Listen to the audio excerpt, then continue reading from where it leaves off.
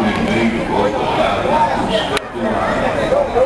O embate terminou empatado em 1 a 1. No dia 22 de fevereiro, jogo. O segundo. No dia 4, o destino de Verona.